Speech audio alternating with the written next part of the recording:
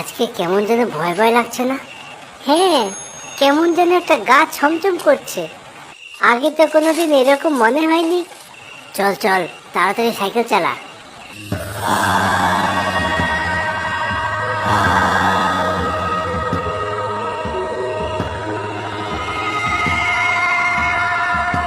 ওরে বাবারে, এইটা কি?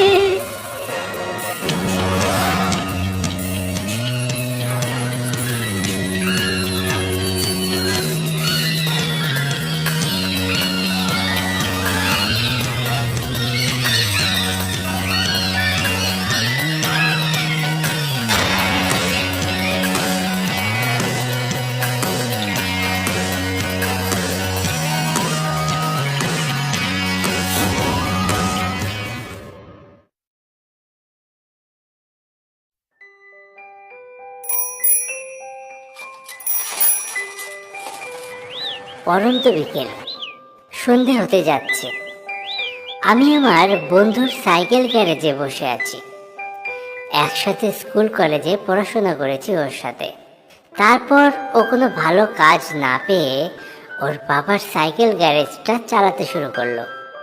আমি সময় পেলে বিকেলের দিকে মাঝে মধ্যে যাই, বসে দুই বন্ধু মিলে গল্পগুজব করি, আবার সন্ধ্যের পর বাড়ি ফিরে আসি। আরে, তোর মনে আছে সে ফিলোসফি ক্লাসের কথা? তুই ম্যাডামের কাছে কান মোলা খেয়েছিলি। ওটা কি আর ভুলবার কথা? সত্যি, ম্যাডাম যদি সেদিন আমাকে ওইভাবে কান না ধরতেন, তাহলে হয়তো আমি ফিলোসফি সাবজেক্টে পাশই করতে পারতাম না। সেদিন থেকেই তো আমার মনে জেদ তৈরি হলো যে ওই সাবজেক্টে ভালো রেজাল্ট করে আমাকে দেখিয়ে দিতে হবে। আর দেখ, ঠিক তাই হলো। ক্লাসে আমি টপ করলাম। হ্যাঁ, তাই তো। গুরুজনরা আমাদের বকাবকি মারধর করেন ঠিকই, তবে সেইগুলো তো আমাদের ভালোর জন্যই। তারা যদি আমাদের শাসন না করেন, আমরা তো বিপথে যাব। একদম, আমি তোর সাথে একমত।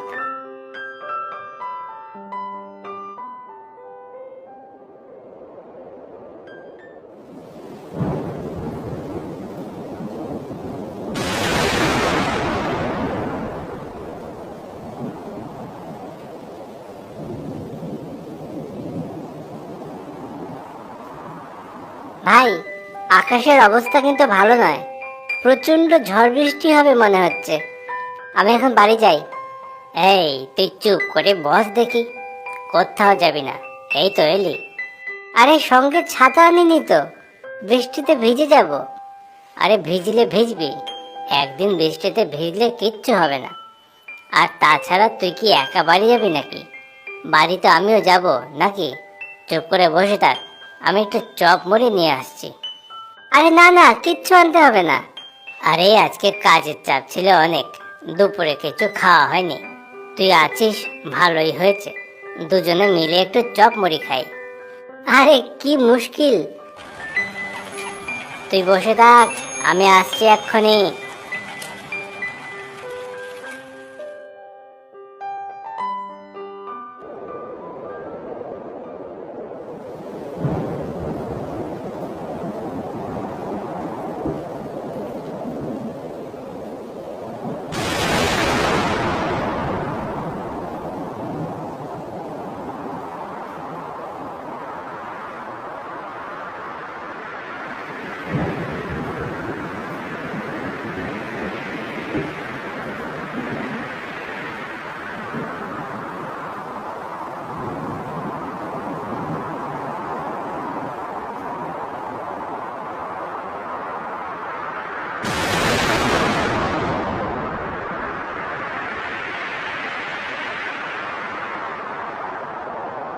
বন্ধু আমাকে দোকানে বসিয়ে রেখে চপ মুড়ি আনতে গেল। এদিকে প্রচন্ড ঝড় শুরু হয়েছে। চপ মুড়ির দোকান এখান থেকে প্রায় 600 মিটার দূরত্বে। তার উপর আবার রাস্তাটাও ভালো না, দুদিকে জঙ্গল। এর মধ্যে কিভাবে ফিরে আসবে কি জানি।